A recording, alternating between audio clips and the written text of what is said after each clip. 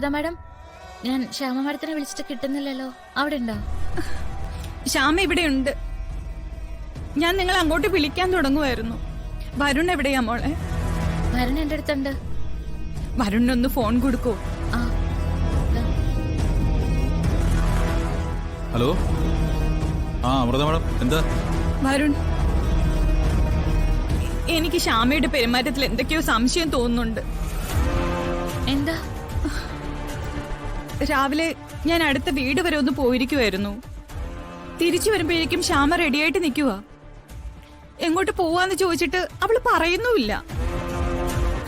ഞാൻ കൂടെ ചെല്ലാന്ന് പറഞ്ഞിട്ട് അത് നിഷേധിക്കുകയും ചെയ്തു. ഇന്നലെ രാത്രി മുതൽ മൊത്തത്തിലൊരു മാറ്റവാ.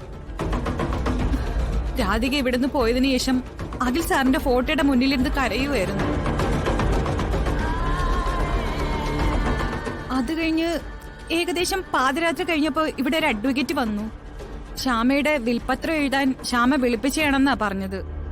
ശ്യാമ അതിൽ സൈൻ ചെയ്യുകയും ചെയ്തു. എന്തൊക്കെയാ അമൃത ഈ പറയുന്നത്? എന്നിട്ട് ആ വിൽപത്രം എന്നെ ഏൽപ്പിച്ചു. ഇപ്പത്തെ പോകുന്നതിന് മുമ്പ് ആഭരണ പെട്ടിയെടുത്ത് അതിനാധികം ഏൽപ്പിക്കണമെന്നും പറഞ്ഞു. എനിക്കെന്തോ വല്ലാത്ത പേടി തോന്നുന്നു വരുൺ. ശ്യാമ എന്തോ മനസ്സിൽ തീരുമാനിച്ചതുപോലെ. രാധിക ശ്യാമയെ അമ്മയെ അംഗീകരിച്ചില്ല എന്നുള്ള ഒറ്റ തോന്നല് മതി. ശ്യാമ സ്വയം ജീവിതം അവസാനിപ്പിക്കും.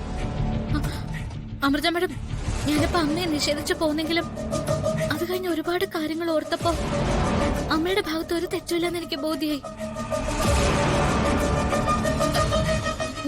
ഞങ്ങൾ രണ്ടുപേരും റെഡിയായിട്ട് നിൽക്കുക. എന്തിനെന്നറിയോ? കൃഷ്ണക്ഷേത്രത്തിലേക്ക് അമ്മയെ വിളിപ്പിച്ച് അവിടെ വെച്ച് എന്റെ അമ്മയായതില് എനിക്ക് അഭിമാനം മാത്രമേ ഉള്ളൂ എന്ന് പറയാം. മോളെ, ഈ തീരുമാനം അറിഞ്ഞ ഒരു കാരണവശാലും ശ്യാമ ഇങ്ങനെയൊന്നും പെരുമാറില്ല. അമൃത മാഡം, അതെ, എത്രയും പെട്ടെന്ന് ഫോൺ ശ്യാമ മാഡത്തിന്റെ കയ്യിൽ കൊടുക്ക്.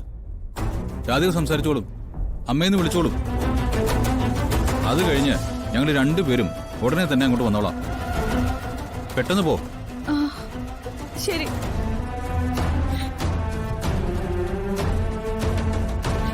ശ്യാമേ, ശ്യാമേ,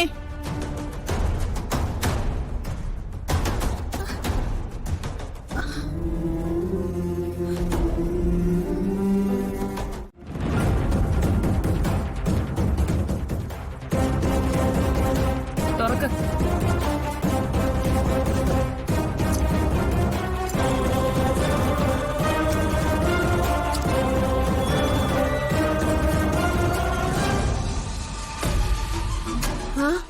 അയ്യേ, ഇവരുടെ കൂടെയാണോ ഞങ്ങളെ കിടത്തുന്നേ?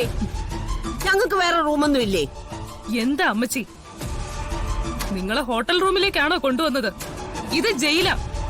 മര്യാദക്ക് കേറകത്തോട്ട്. എന്റെ മോളെ സിനിമാ നടിയാ. അവള് ഇതുപോലത്തെ സ്ഥലത്തൊന്നും കിടക്കത്തില്ല.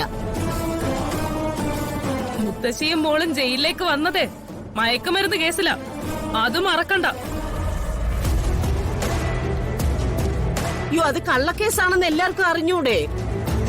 പിന്നെ നിങ്ങൾ എന്തിനാ അത് പറയുന്നേ? ദാ നോക്ക്, ഒന്നും മിണ്ടാതെ അതിനകത്ത് കയറിയിരുന്നാലേ തടി വെള്ളം ആവില്ല. അല്ലെങ്കിൽ അടുത്ത് പെരുമാറിക്കളയും ഞാൻ. നാട് നശിപ്പിക്കാൻ നടക്കുന്നവളാ ന്യായം പറയുന്നേ. കേരള അകത്തോട്ട്.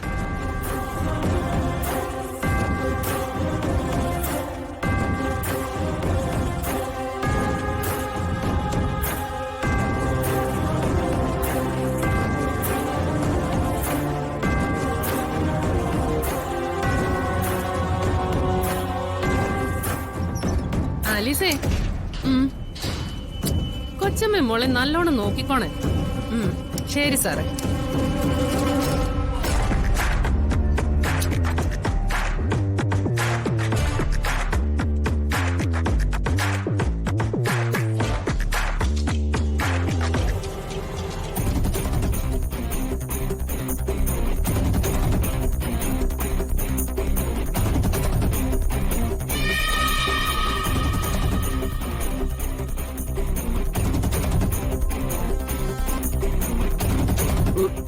എന്താ നോക്കുന്നേ?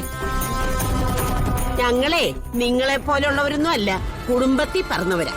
ആ ഞങ്ങളും കുടുംബത്തിൽ പറഞ്ഞവരെ കാത്തിരുന്നത്. മുത്തശ്ശി വേണ്ട. ആ, നീ മാറി നിക്കണി. ആ എന്നാലേ അത് ഞാനാ. എന്റെ നാട്ടിലെ ആറ്റുവാശ്ശേരി സുകുമാരി എന്ന പേര് കേട്ട ആണായാലും പെണ്ണായാലും ഒന്ന് നടുങ്ങി വിറയ്ക്കും. എന്റെ പേര് കേട്ടാലേ ആരും നടുങ്ങി വിറയ്ക്കൊന്നുമില്ല. ഹും. ഒരു സാധാരണ പേരല്ലേ. ഉം. പക്ഷേ ഏത് മുട്ട് വിറയ്ക്കാത്തവനെയും ഒറ്റ അടിക്കും. നിലത്തെടുത്തിട്ട് തല്ലും ഞാൻ. തള്ളേ, നിങ്ങൾ ഇത്തിരി കൂടിയായിട്ടാണെന്ന് എനിക്ക് മനസ്സിലായി. തുടക്കം ഇങ്ങനാണെങ്കി മുത്തശ്ശി മോളും നല്ല രീതിക്ക് ഇവിടുന്ന് തിരിച്ചു പോവില്ല. അതെ, ഞങ്ങളെ കള്ളക്കേസിൽ അടച്ചതിന്റെ ദേഷ്യം കൊണ്ടാ മുത്തശ്ശി. മിണ്ടാതിരിയടി. ജയിലിൽ കയറുന്ന എല്ലാവർക്കും ആദ്യം പറയാനുള്ളതേ കള്ളക്കേസാണെന്നാ. ഞങ്ങളാരും വലിയ പുണ്യാളത്തികളായിട്ടല്ല. പക്ഷേ നിന്റെയൊക്കെ പോലെ മയക്കുമരുന്നും കൊണ്ട് നാട് നശിപ്പിക്കാൻ നടന്നിട്ടില്ല. വായും പൂട്ടി അവിടെ എവിടെങ്കിലും അടങ്ങിയിരുന്നില്ലെങ്കി നാളെ വാർഡൻ വന്ന് വാതില് തുറക്കുമ്പോ ചത്തു കിടക്കും രണ്ടെണ്ണങ്ങളും. മനസ്സിലായോടി?